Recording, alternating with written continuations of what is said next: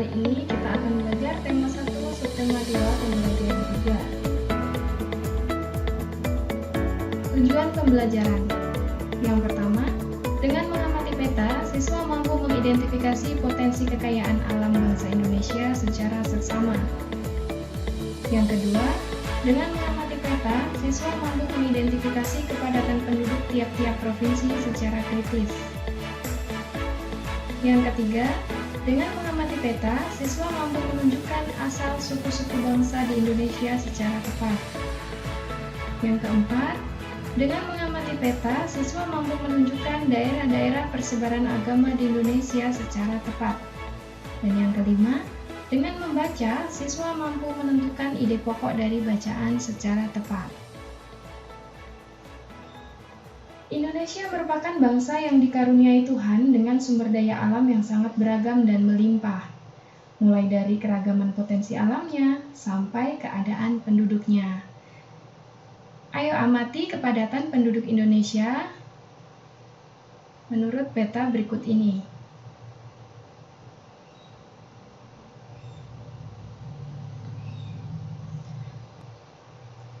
Pulau manakah yang paling padat penduduknya?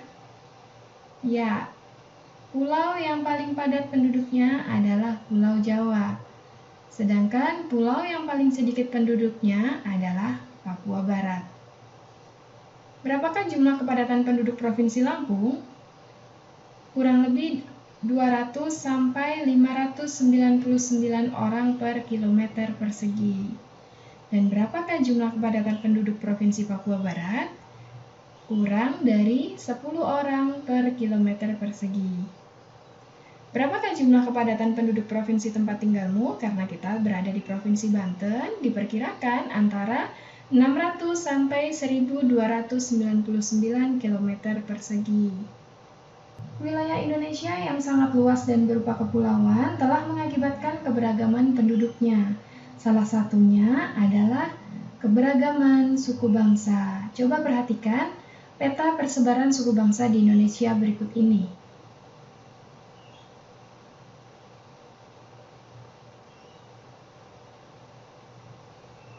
Berikut ini adalah nama suku-suku yang mendiami pulau-pulau yang ada di Indonesia. Dapat kalian baca pada tabel.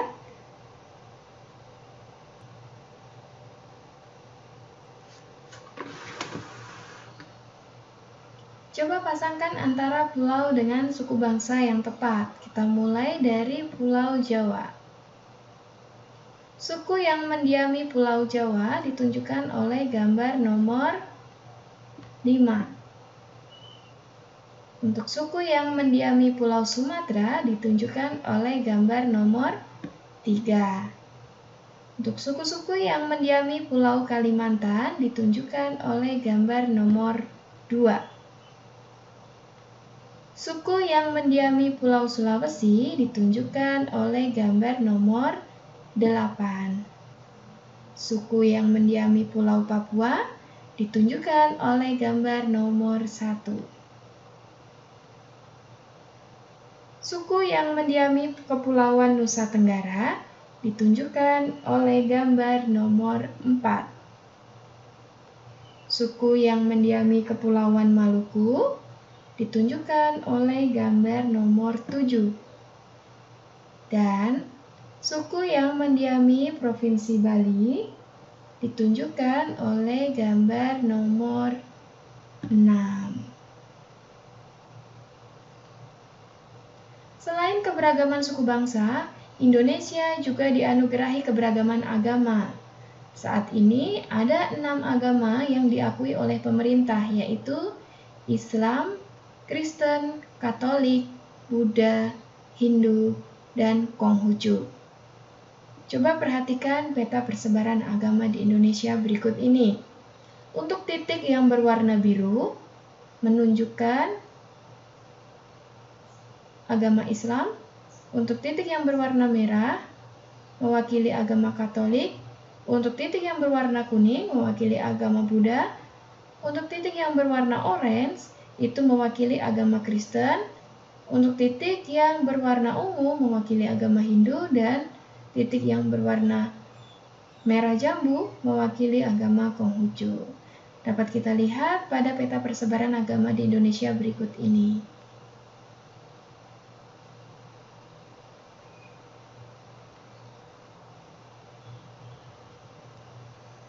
Kemudian bacalah paragraf berikut ini.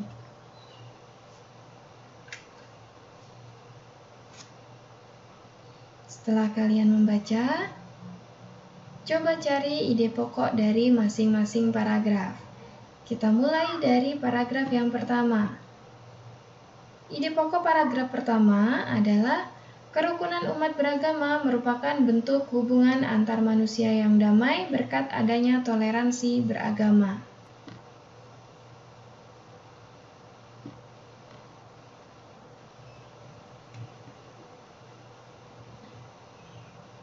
Kegiatan selanjutnya adalah mari kita baca teks yang berjudul Kerukunan Umat Beragama di Indonesia.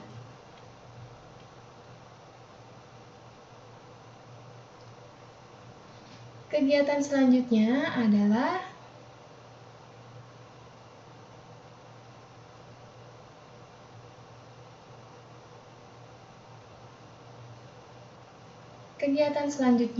bacalah teks yang berjudul Kerukunan Umat Beragama di Indonesia berikut ini. Teks bacaan ini terdiri dari 6 paragraf.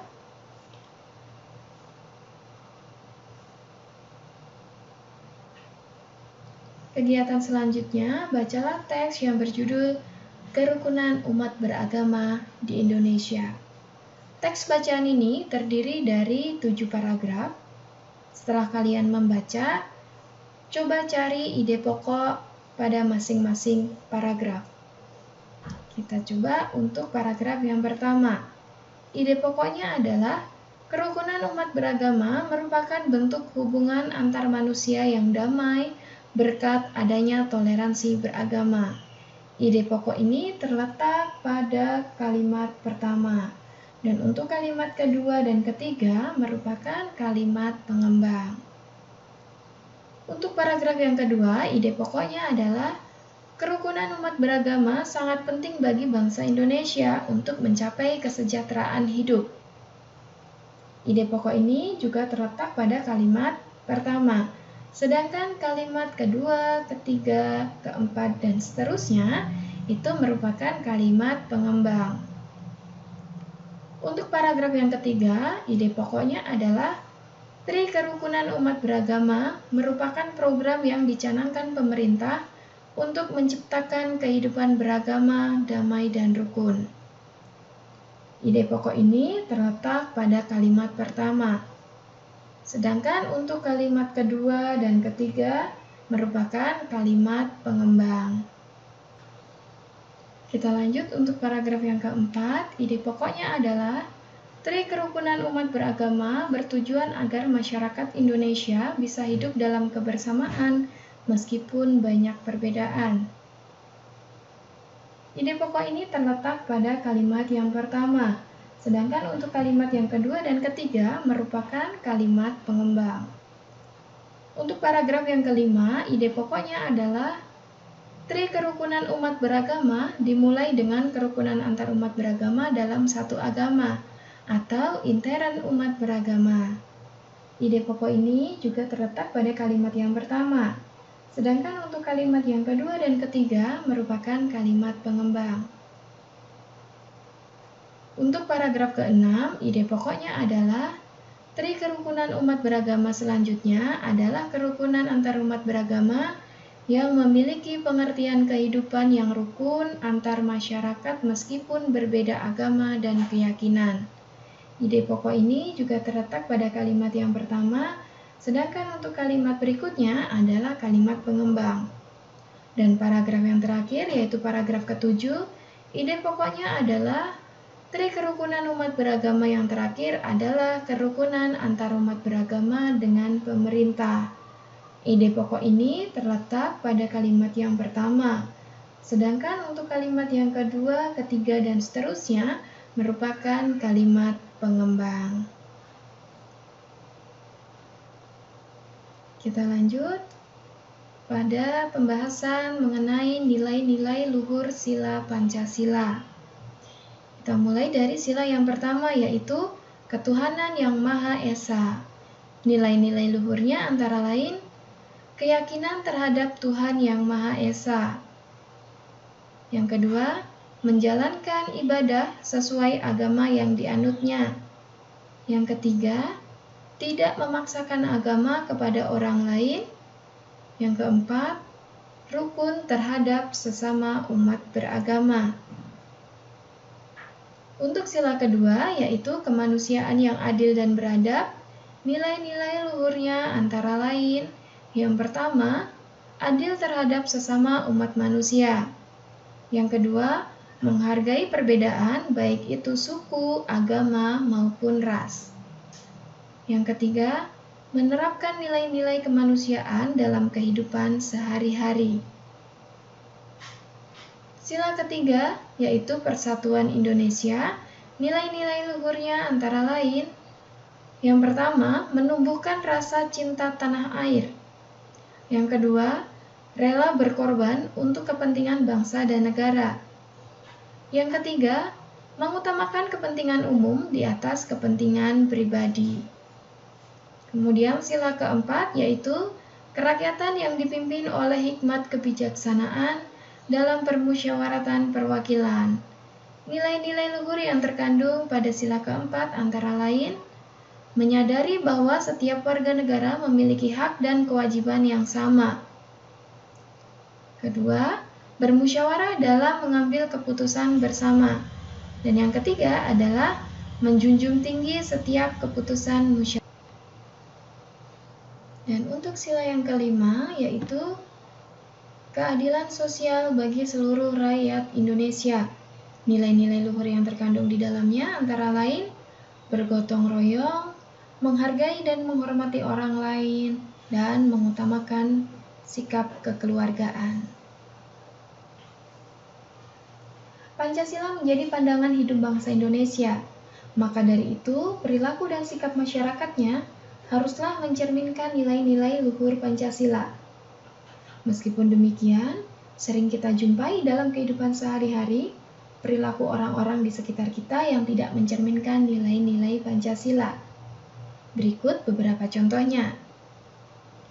Di lingkungan sekolah, perilaku yang tidak sesuai dengan nilai-nilai Pancasila adalah menyontek, berkelahi, mengejek teman, tidak mau mengikuti upacara bendera, dan memilih-milih teman.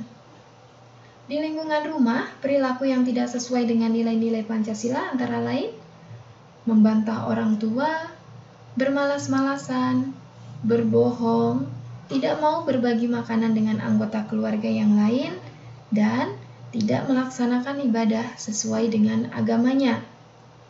Di lingkungan masyarakat, perilaku yang tidak sesuai dengan nilai-nilai Pancasila antara lain tidak mau mengikuti kerja bakti, melakukan kekerasan, tidak mau menjenguk tetangga yang sakit, suka pamer kekayaan, dan melarang orang lain untuk beribadah.